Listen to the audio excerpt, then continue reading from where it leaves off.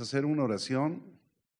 Vamos a darle ese lugar al Espíritu Santo. Padre, en el nombre de Jesús, estamos reunidos, Señor, y congregados en tu nombre, Padre, y recibimos de ti. Espíritu Santo, Señor, es el que nos muestra la verdad, y aquí venimos a recibirla.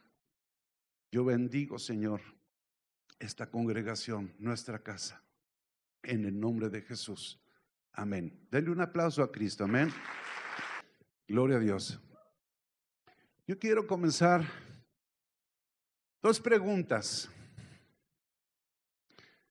¿Cuál creen que ustedes, lo que ustedes crean, que fue el propósito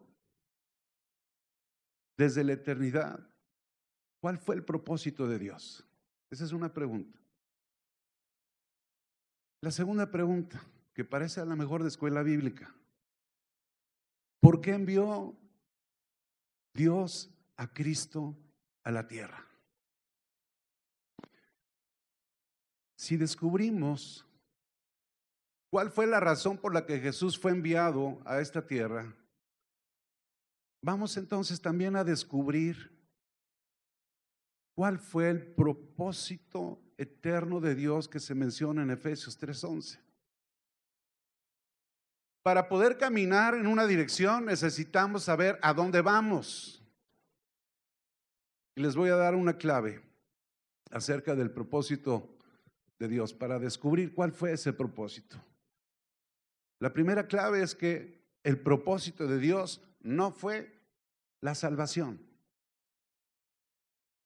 Dios tuvo y Dios tiene un propósito, di conmigo, un propósito y varios planes. Uno de esos planes, uno de esos planes es que tú y yo fuéramos salvos, pero no fue el propósito primario de Dios. Miren algo. Jesús nunca predicó ante multitudes del nuevo nacimiento ni de la salvación. Jesús, la única vez que enseñó del nuevo nacimiento, lo hizo solo, lo hizo con un señor, lo hizo en la noche y lo hicieron a escondidas. Si Jesús no predicó ante las multitudes de la salvación y tampoco predicó del nuevo nacimiento, entonces, ¿de qué predicó Jesús? En el libro de Lucas dice la escritura que después que Jesús sanó a la suegra de Pedro, y los teólogos dicen que por eso después Pedro lo negó 3 veces. Gloria a Dios. Bueno, son suposiciones. Dice la palabra que Jesús se encaminó porque Él se dedicó a sanar. Y Lucas 4:43, si lo pueden buscar ahí, nos descubre cuál fue la razón por la que Jesús fue enviado a la tierra. Dice Lucas 4:43, es necesario que también a otras ciudades anuncie el evangelio del reino de Dios. Porque ¿para qué? Para esto he sido enviado. ¿Para qué fue enviado?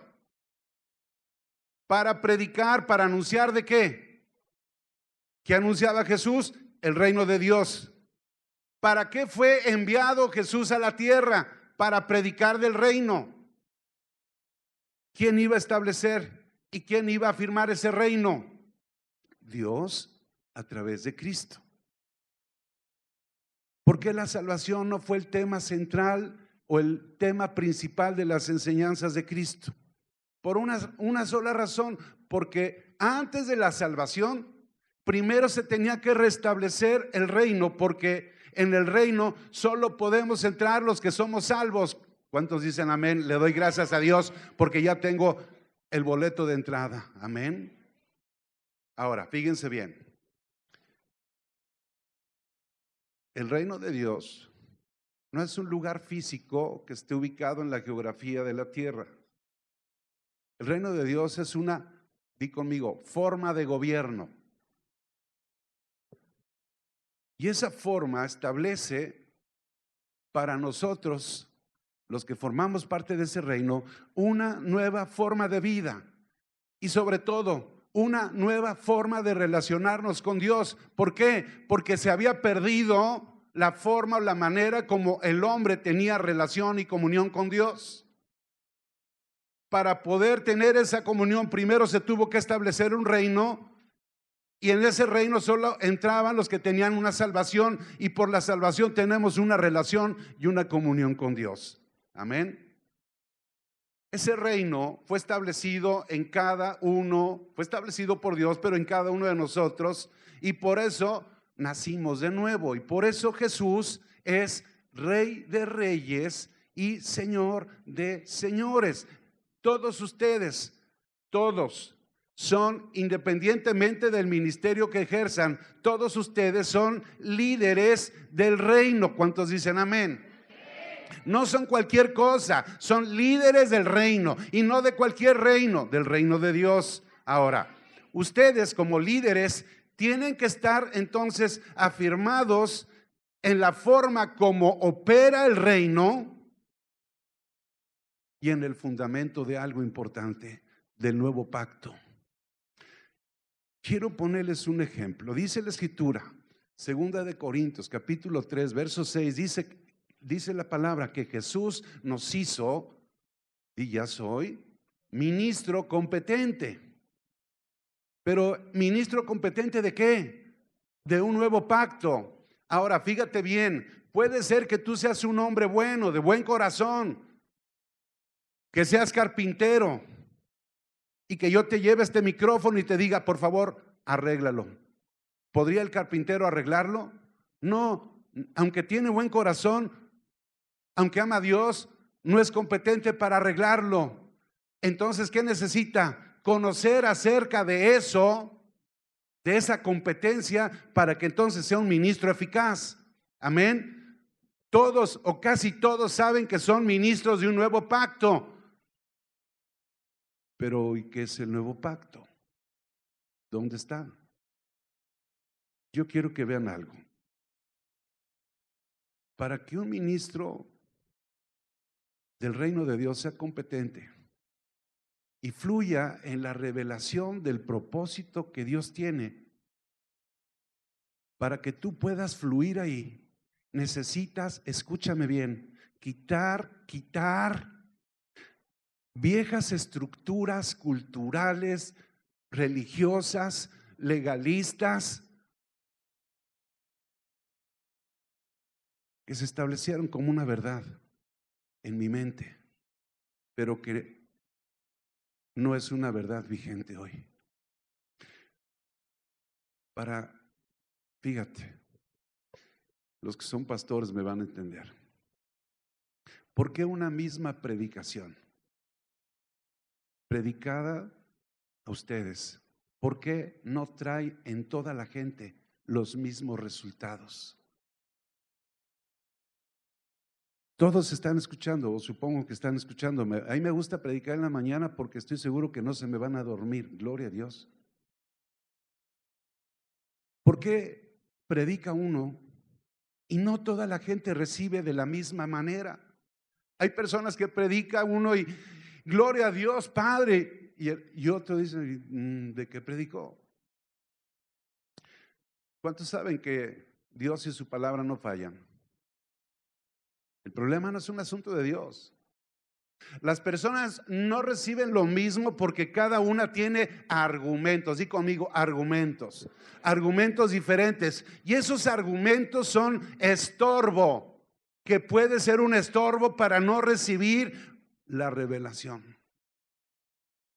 Mientras más argumentos culturales, religiosos, familiares, tradicionales, legalistas se tengan, más difícil va a ser recibir la revelación. ¿Por qué? Porque la gente siempre va a mirar la palabra a la luz de sus argumentos y no a la luz de la verdad. Los misterios de Dios, todos son revelados por el Espíritu Santo. Van a ser revelados a tu vida en la medida que tú quites esos argumentos. Amén. Dice 2 de Timoteo capítulo 3 verso 16, dice toda la escritura es inspirada por Dios y es útil para enseñar, para reprender, para corregir, para instruir en la justicia. En el viejo pacto también se enseñaba, también se reprendía, también se corregía, pero ¿con qué? Con la ley. En el nuevo pacto, ahora Dios corrige con justicia a los justos y lo hace con amor. Amén. Pero ¿cuántas veces no hemos escuchado ministros competentes de un nuevo pacto que dicen: Dios me envió esto para enseñarme, para corregirme? Y uno dice: ¿cómo dices que Dios te quitó un hijo para enseñarte algo? ¿Dónde está lo justo ahí? Amén. Entonces, fíjense bien, si sabemos reconocer los tiempos y el pacto en que vivimos, vamos a poder vivir en justicia. Pero si no lo reconocemos, si no sabemos reconocer esos tiempos, si no sabemos reconocer el pacto en el que estamos, no vamos a vivir lo que ya está vigente. Les voy a decir algo, fíjense bien. Toda la Biblia, toda, fue inspirada por Dios. Pero no toda la Biblia, no toda la Escritura habla de una verdad. Se los pongo de otra forma. La Biblia toda está escrita con verdades bíblicas, porque las dijo Dios. Pero hay verdades bíblicas y hay verdades presentes que se tienen que diferenciar la una de la otra a la luz del nuevo pacto. Y si no lo hacemos así, caemos en un grave error. Si tú te agarras un versículo, un salmo, a escrituras del Antiguo Testamento que son verdades bíblicas, pero no los pasas por el filtro del nuevo pacto, no, hombre, pues a más de uno ya tendríamos que haber apedreado. Quiero enseñarles con escrituras esa diferencia que hay, y es un ejemplo entre la verdad bíblica y la verdad presente. Éxodo 29:1 dice: esto es lo que les harás para consagrarlos, para que sean mis sacerdotes. Toma un becerro de la vacada y 2 carneros sin defecto. Ese es el verso 1. Bríncate ahí mismo en el verso 7, dice: luego tomarás el aceite de la unción y lo derramarás, dice, sobre su cabeza y le ungirás. ¿Es una verdad bíblica? Sí, está en la Biblia. ¿Pero es una verdad presente? No.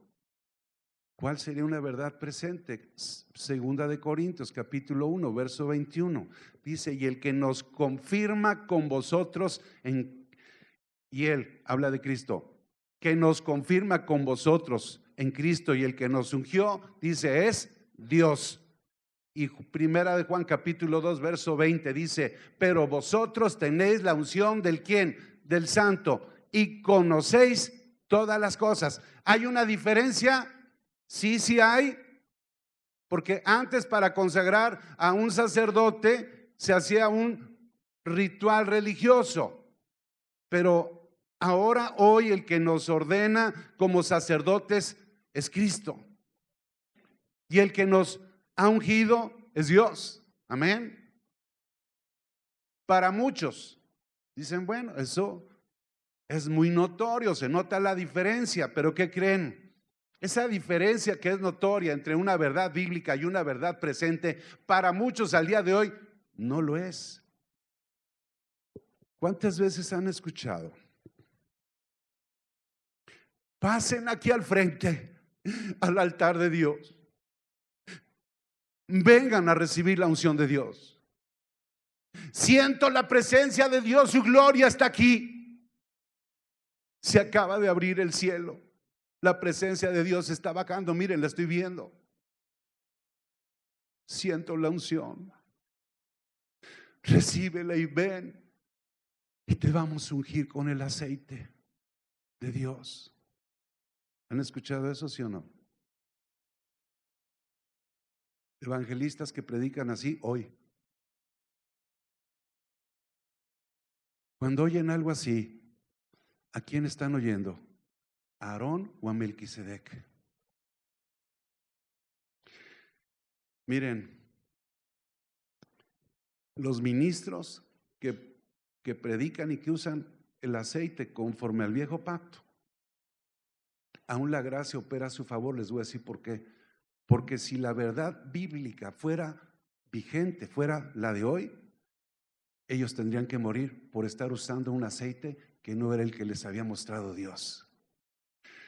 Yo he visto que utilizan hasta aceite 1, 2, 3. Y miren, en una emergencia te ungen hasta con móvil 1. ¿Y ese porque es sintético? ¿Sí o no? Te digo algo, en un montón de lugares venden el aceite de la unción. Lo venden. Esa confusión por argumentos religiosos, legalistas, son un estorbo para que tú recibas la revelación. Ese estorbo, sobre todo de ley y de religión, escúchame, hasta en algunos apóstoles tuvieron ese inconveniente. Por eso Pablo tuvo un gran enfrentamiento con Pedro. Y miren, no solo era Pedro, Santiago tenía lo suyo. Busquen, quiero enseñarles algo. Dice Santiago 1:1, búscalo por favor. Dice la palabra: Santiago, siervo de Dios y del Señor Jesucristo, a las 12 tribus que están en la dispersión, salud. La primera carta que salió a la iglesia, la primera, antes que las cartas de Pablo, antes que los evangelios, fue esta carta, la carta de Santiago, escrita en el año 60 después de Cristo. ¿A quién dirigió la carta? A las 12 tribus dispersadas. Amén. ¿Quiénes son de ustedes dispersados? Entonces, esa carta, ¿para dónde iba? ¿Quiénes eran los dispersados? Eran judíos que se convirtieron a Cristo y que por causa de su fe salieron corriendo a diferentes ciudades y diferentes provincias. Pero él tenía ese concepto, estaba dirigiendo por ese arraigo al judaísmo y por la religión que tenía impregnada Santiago. No había comprendido que el evangelio del reino era para todos, y es para todos, y no solo para los judíos. Hay algo más. Santiago capítulo 5 verso 14. Dice la escritura: ¿está alguno enfermo entre vosotros? ¿A quién tenía que llamar? ¿Dónde en el nuevo pacto habla de ancianos? Llame a los ancianos. Era un nivel de jerarquía en la iglesia. Llame a los ancianos de la iglesia y oren por él, ungiéndole ¿con qué? Con aceite, en el nombre del Señor. ¿Cuántos saben que hay al día de hoy enseñanzas en muchas iglesias que utilizan una parte del antiguo, la meten en otra parte en el nuevo y lo meten en una licuadora y luego se lo dan a la gente? Compara lo que dice Primera de Pedro capítulo 4 verso 10. Dice, cada uno, ¿quién? Cada uno, y no dice ancianos, cada uno según el don que ha recibido, ministrelo a otro. Si recibiste, todos ustedes tienen el don de sanidad, amén. Ministralo, dice, como buenos administradores de la multiforme gracia de Dios.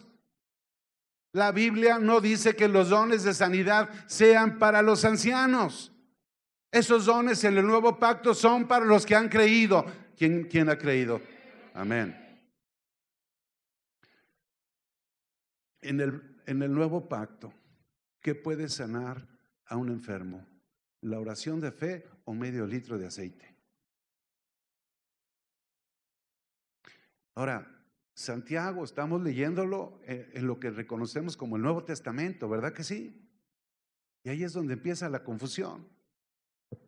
¿Cómo vamos a extender? Tú y yo tenemos que extender el reino de Dios, ¿me entiendes? Ahora, ¿cómo vamos a extender el reino de Dios y cómo seríamos reyes en un reino si primero no quitamos esos argumentos que estorban para que fluya la revelación? El punto central es que todo lo tenemos que hacer a través de la revelación, de lo que Dios nos revele, no de lo que yo les diga.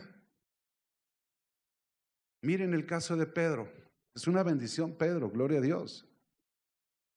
Pedro, apóstol de Cristo, lleno del Espíritu Santo, así dice el libro de Hechos.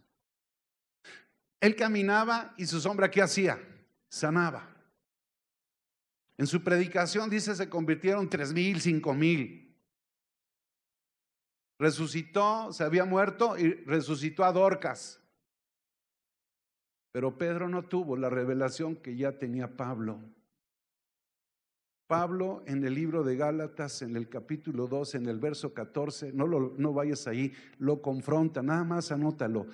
Gálatas 2:14, y les dice a todos los que estaban ahí, que no eran pocos, les dice, ¿sabes qué le dijo? Le dijo que Pedro no andaba conforme a la verdad. Y está hablando de Pedro. Y Pablo dijo, él no anda conforme a la verdad. Imagínate que yo llegue y le diga a alguno de los pastores, oiga, usted no anda conforme a la verdad. ¿Qué dirían? Pedro, ungido, lleno del Espíritu Santo, estaba pasando exactamente por el mismo proceso de transición que todos tenemos que pasar. Todos tenemos que pasar un proceso de transición para llegar a la revelación de Dios. La revelación, escúchame, no es instantánea, es progresiva.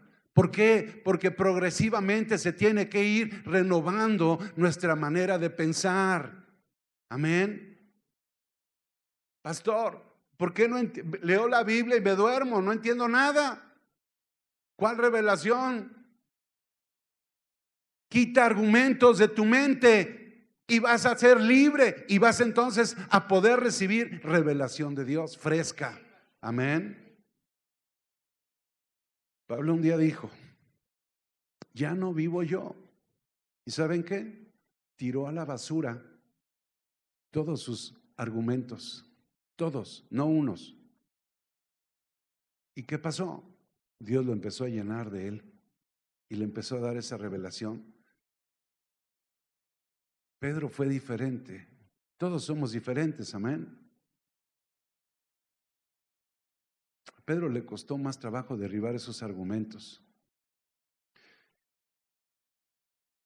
Pedro, junto con Jacob y varios, no unos, varios apóstoles de Jerusalén, cuando empezaron a oír que los gentiles se estaban convirtiendo a Cristo, ¿sabes qué hicieron? Fueron a circuncidarlos. ¿Qué opinó Pablo de eso? Lo escribió su opinión en Gálatas capítulo 6 verso 15. Dice, porque en Cristo ni la circuncisión vale nada, ni la incircuncisión, sino que una nueva creación. Los otros andaban circuncidando, ya veían los hombres a Pedro y se echaban a correr.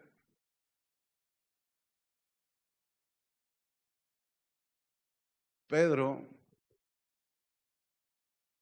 tuvo que confrontar, Pablo tuvo que confrontar a Pedro, porque Pedro seguía metido en ese judaísmo religioso que iba en contra de lo que Dios estaba revelando. Y Pedro seguía pensando que la restauración del reino de Dios era solamente para Israel. Y eso no es lo que Pablo predicaba. Pablo hablaba de un reino para todos. Pedro pensó que solamente era para ellos, para los judíos. Hermanos, para que se revele la verdad presente, que es en la que tenemos que vivir, amén.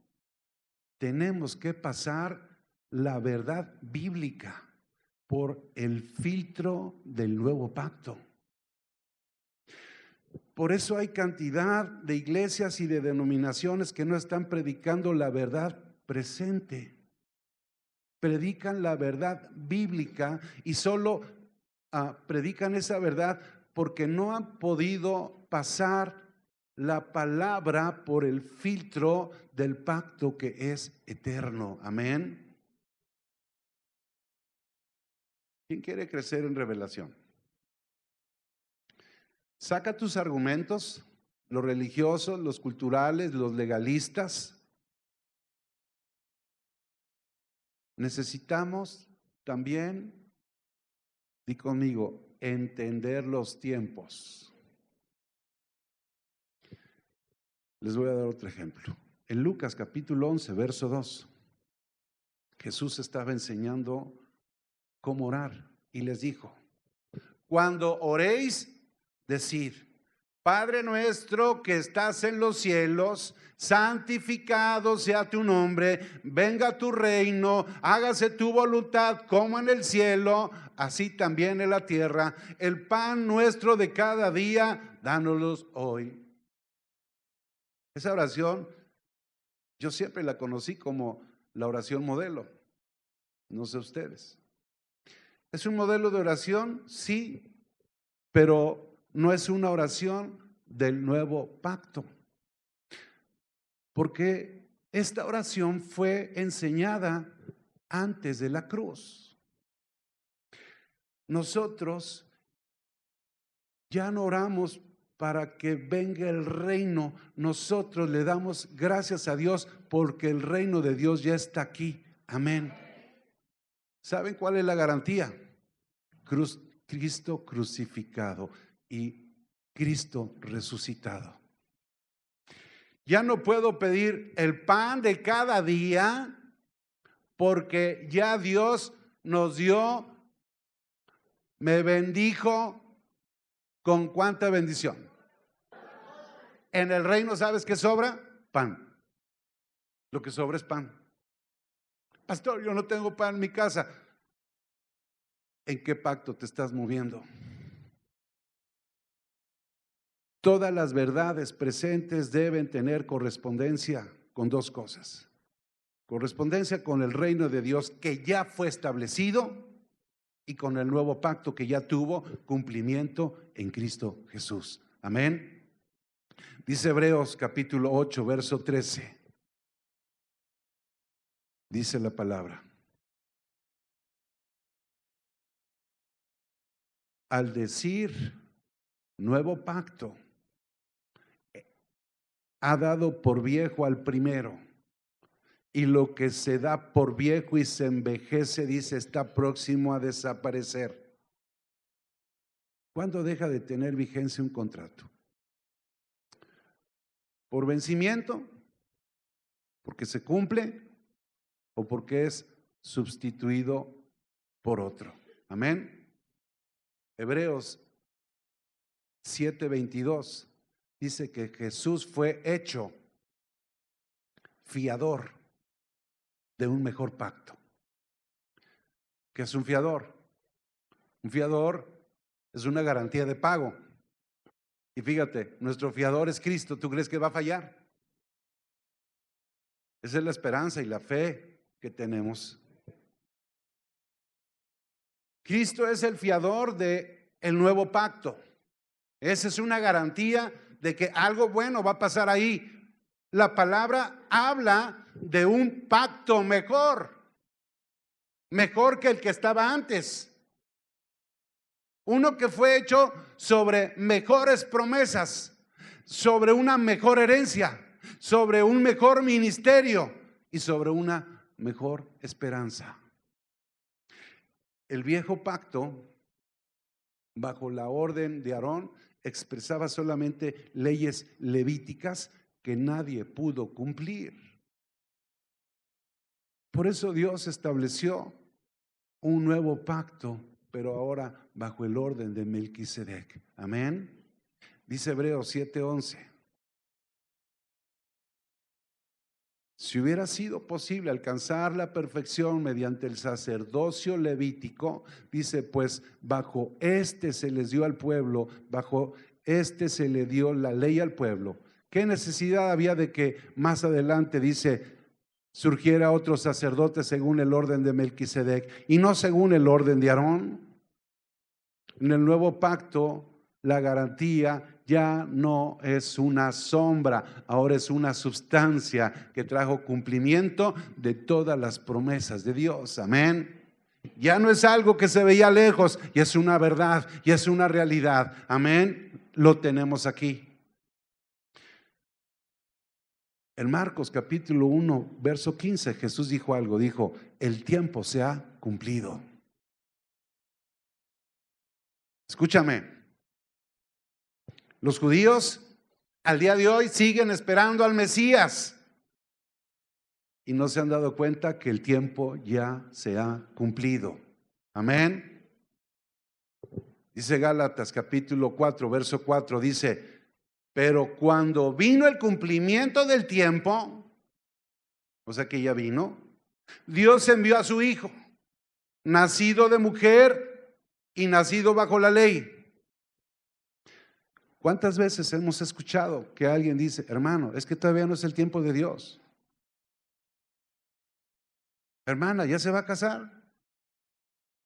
No, todavía no es el tiempo de Dios. Pero usted ya tiene 60 años. Gloria a Dios.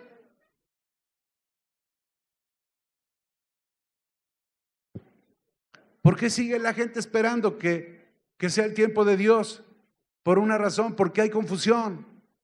Confusión en relación a los tiempos y al pacto que está vigente. Hay personas que todos se los sacan con, estoy esperando que sea el tiempo de Dios. Hermano, págueme el dinero que me debe. ¿Y sabes qué te dice? Espérame que sea el tiempo de Dios. No, espérame. Gloria a Dios. Dice Eclesiastés capítulo 3 en el verso 11, dice que Dios todo lo hizo hermoso en su tiempo. Por eso tú eres hermoso, hermosa, amén. La palabra hermoso es una palabra que significa rapé y quiere decir, fíjate, preciso, adecuado, oportuno. Tú recibiste a Cristo en un tiempo preciso, adecuado y oportuno. Y nuestra fe dice que estamos viviendo los mejores tiempos, los mejores momentos, porque el reino de los cielos ya está aquí. El mundo te está diciendo que estamos viviendo lo peor. Lo mejor está aquí. Cristo está conmigo. Amén. Gloria a Dios. Dale un fuerte aplauso al Señor. Amén.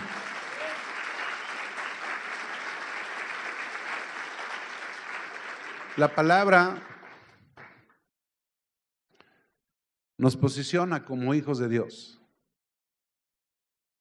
y nos posiciona en la legalidad de un nuevo pacto que es de justicia.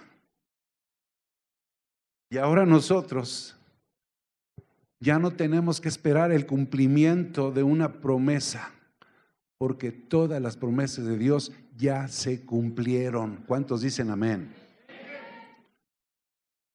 Aquí les voy a decir algo, fíjense bien. Muchos de ustedes están esperando y son de fe y son de gracia y siguen esperando que venga la promesa.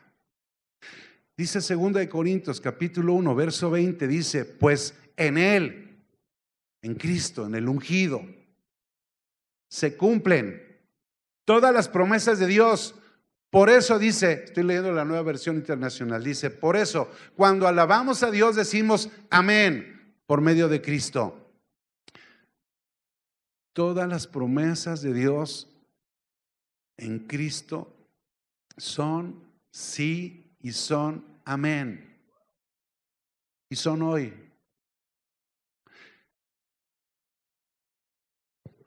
Les voy a decir algo bueno, fíjense bien. Muchos de ustedes, yo lo he oído, están esperando que se cumpla una promesa en sus vidas y están orando por esa promesa. Lo que ahora yo espero como hijo de Dios ya no es una promesa que va a venir. Ahora yo como hijo de Dios tengo una herencia que todos los hijos vamos a recibir. Cuando muere un padre, ¿qué recibe el hijo? ¿Una promesa? ¿Qué recibe? La herencia. Hay cristianos que están orando porque quieren arrebatarle al diablo sus promesas. Te tengo una noticia. El diablo ya no tiene nada tuyo. ¿Cuántos dicen amén? ¿Por qué? Porque Cristo lo despojó de todo.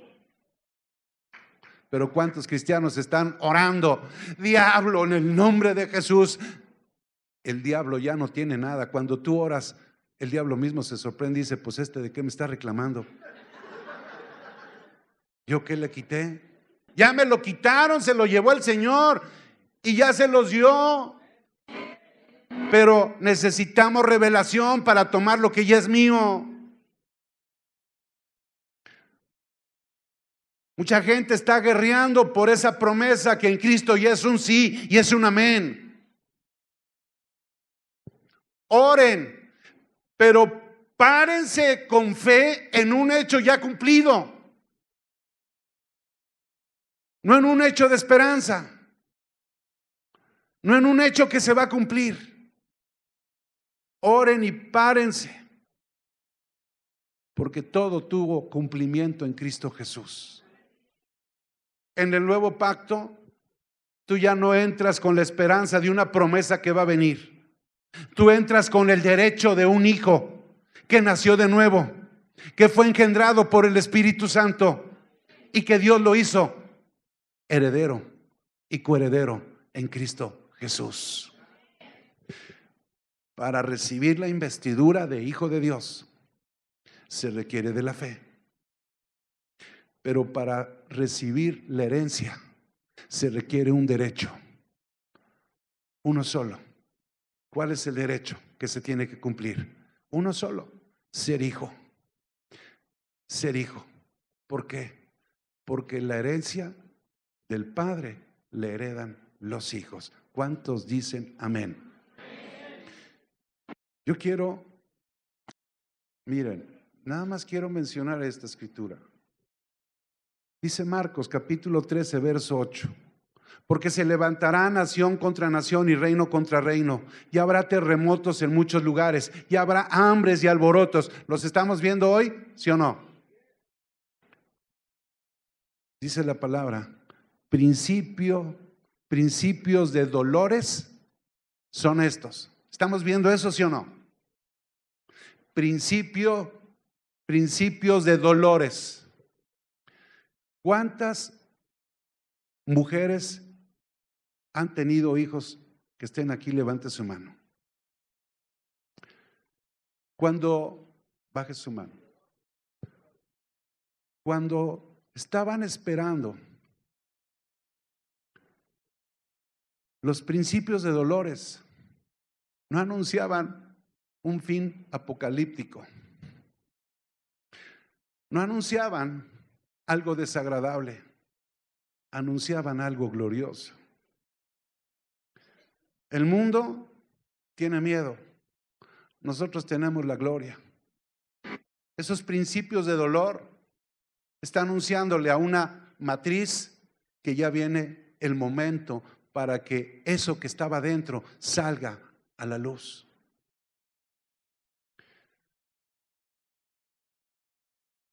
Ese principio de dolor está anunciando que Cristo viene pronto, porque algo glorioso está dentro que vamos a poder ver. Amén. Pero ¿cuántos cristianos hay asustados? ¿Cuántos están esperando al anticristo? ¿Cuántos van a ser sellados? ¿O cuántos no se van a dejar sellar? Pues será porque se quedaron.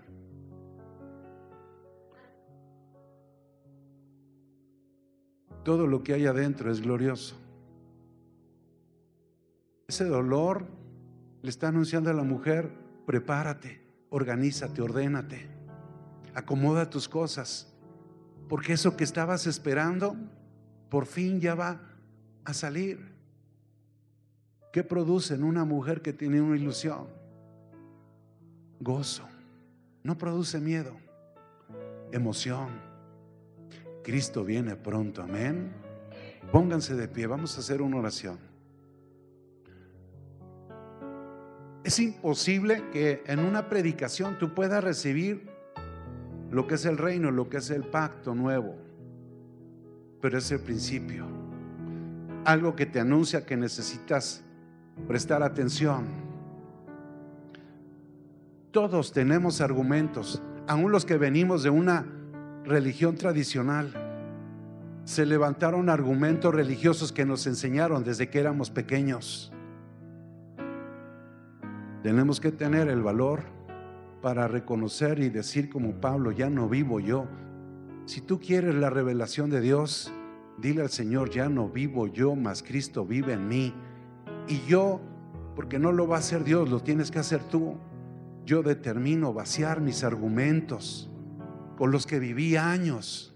Antes de yo conocer esta palabra, conocía lo que muchos, porque muchos de ustedes llegaron a estas congregaciones de otras iglesias. ¿Cuántas veces no nos quedábamos con los ojos cuadrados cuando oíamos algo que nunca habíamos oído, pero que reconocimos y reconocíamos como una verdad poderosa? Y que cuando lo empezamos a vivir, empezamos a darnos cuenta que lo que la Biblia decía era verdad. Eso levantó nuestra vida, nuestros ministerios. Conocimos una verdad. Antes conocíamos una verdad que era bíblica, pero no era presente.